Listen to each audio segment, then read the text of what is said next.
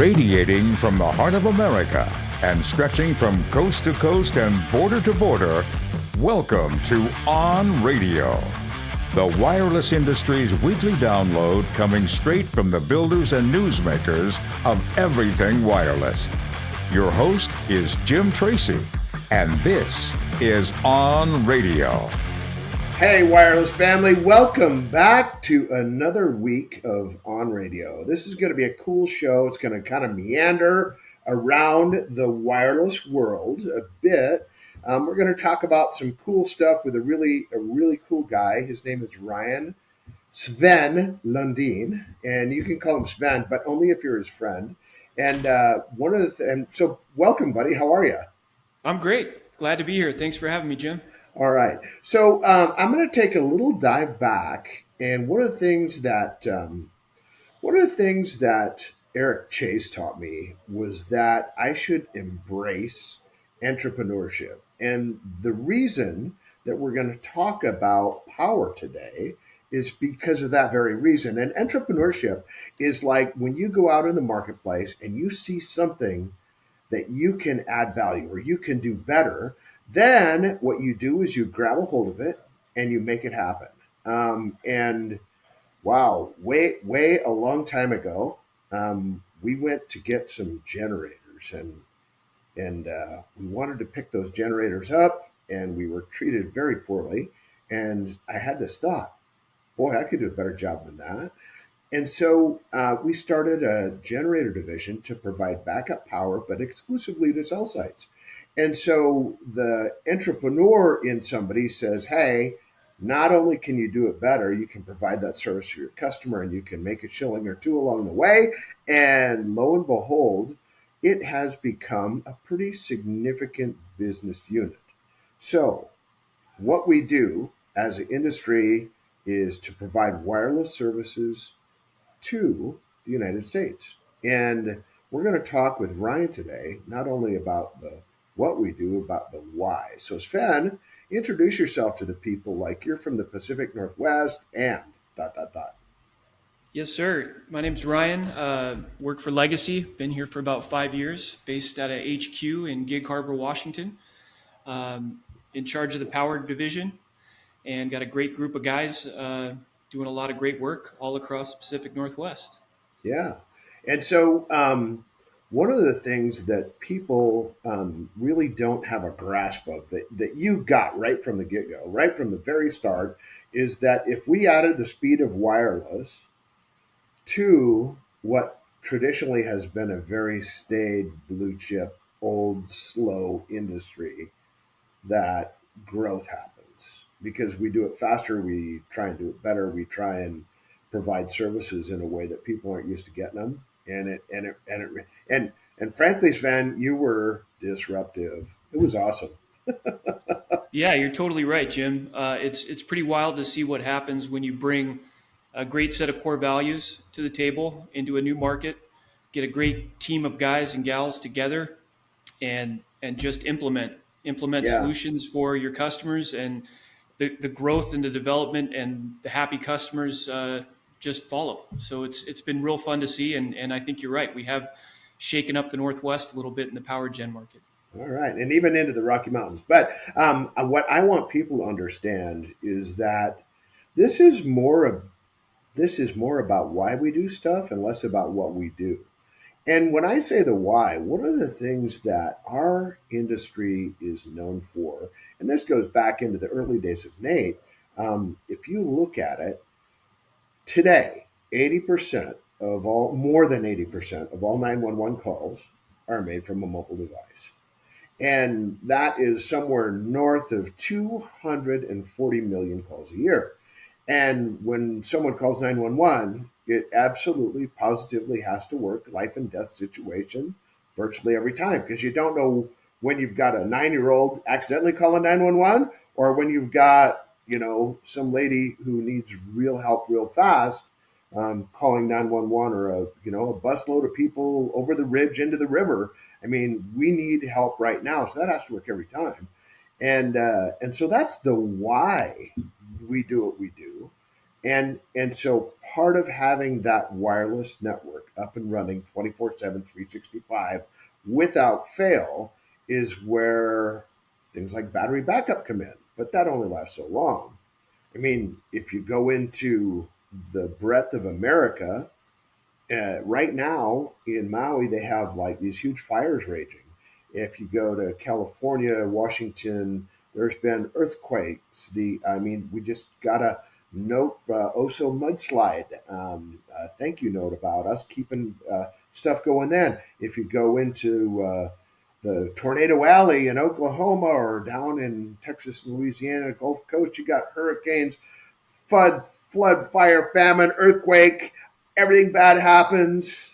Somebody's got to step in, and that's the people who provide emergency backup power. That's you, buddy. You're absolutely right. And it's during those natural disasters and big time issues when people need 911 the most. Yeah, That also happens to be when utility power goes out the most. So yeah. that's when we are relying on that battery backup and eventually the standby generators. Whether that's Okay. a permanent standby generator or a portable generator, our guys are ready to go day or night, deploying, making sure that that emergency backup power is going.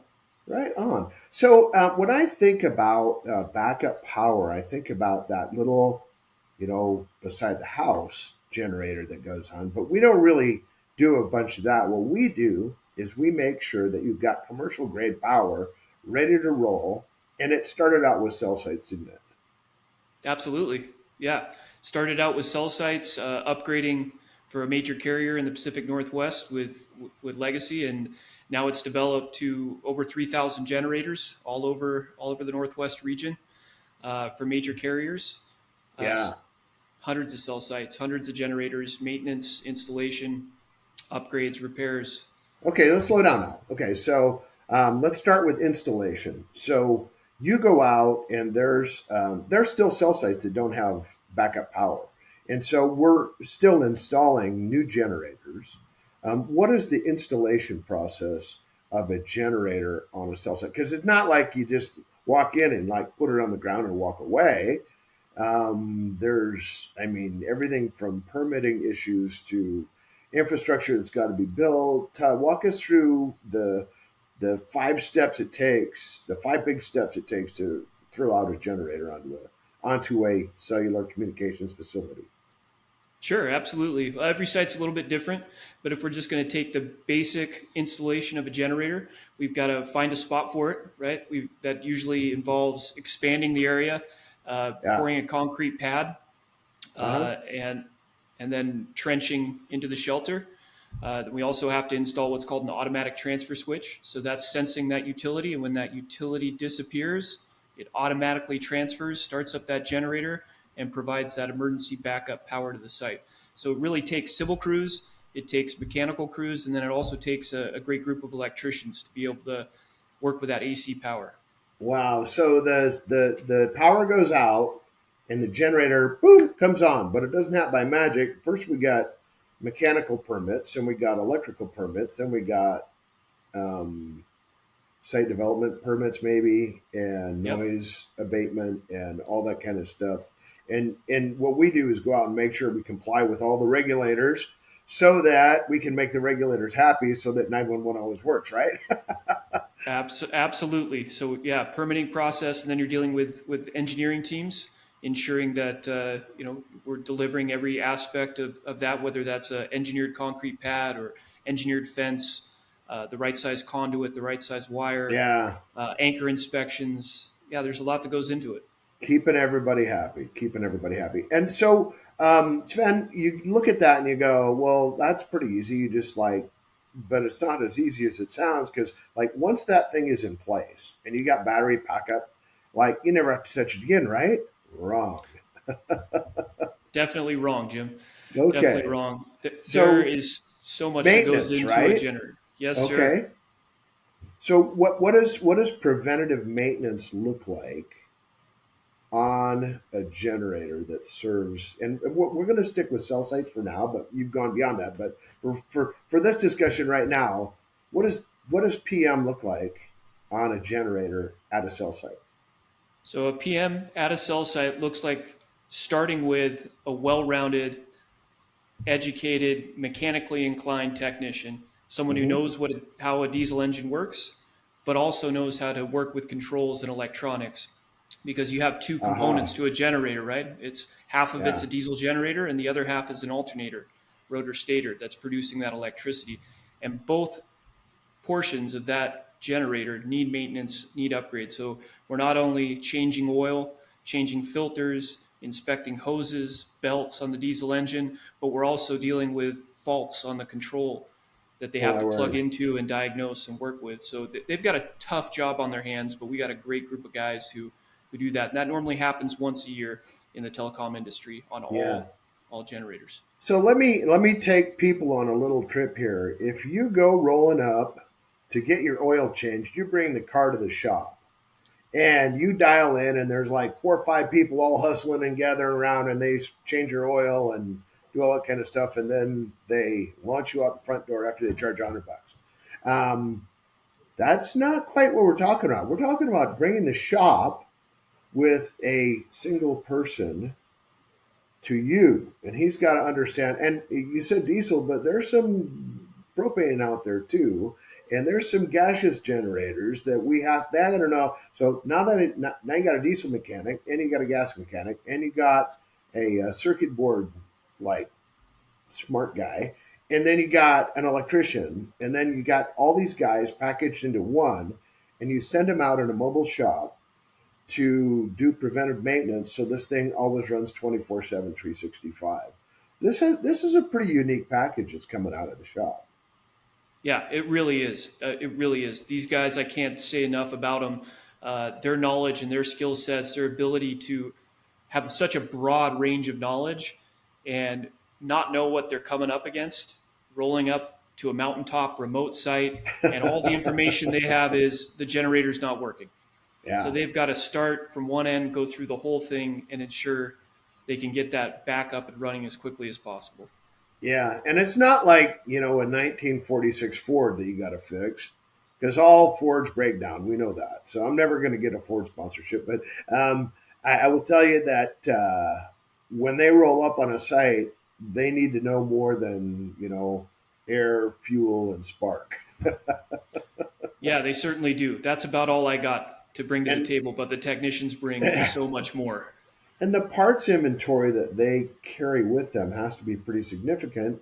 Plus, you have to have a database, because when you roll up on a site, sometimes, like, I mean, back in the old day, we didn't know what we were getting into. We didn't even know what brand of generators are now.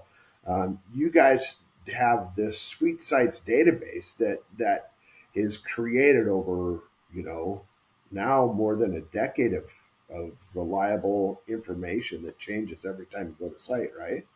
Yeah, and I think that's really what sets this team apart from our competitors, and why we sit so well and fit so well the needs of the telecommunications industry. Because, like you said, they've got 5 or 6 different brands and styles and types of generators, and the model before we came along was we just take care of this brand, we just look after this one manufacturer, right? So these guys, yeah, they had a very focused skill set, but when it comes to the telecommunications industry, we've got thousands of generators and dozens of different makes and models.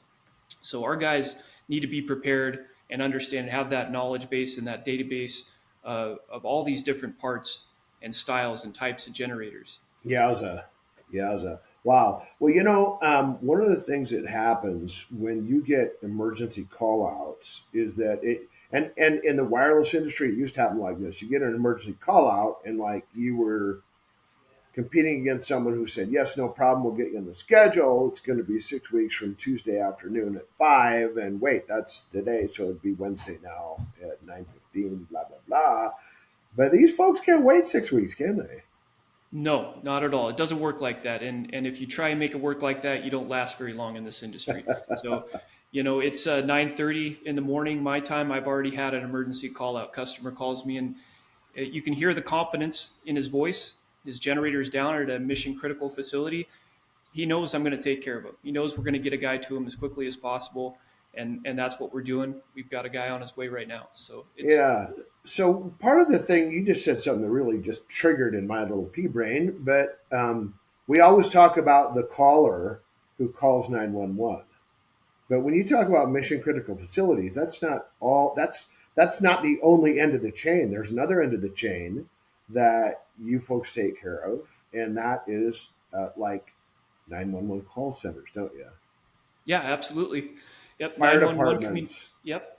Hospitals, data ho- centers. police stations. I Yep. mean, Yep. The yeah, customer that called me this morning is one of the largest stores and logistics suppliers of blood. So life-saving, blood.